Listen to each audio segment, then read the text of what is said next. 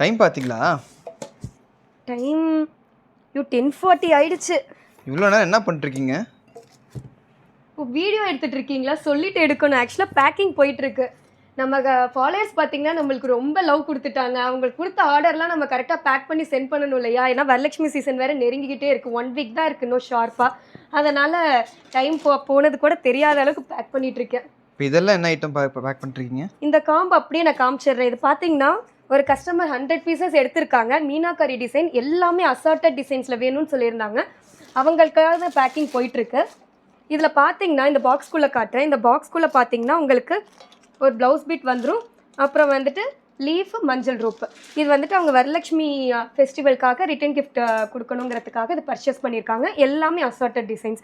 இதில் இன்னும் நிறைய டிசைன்ஸ் இருக்குது, நிறைய கலர்ஸில் வந்திருக்கு.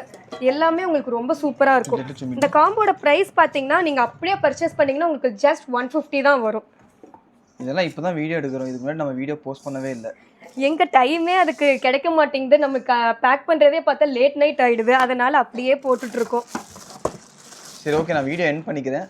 நீங்கள் உங்கள் வேலையை பாருங்கள். ஓகே, பாய்.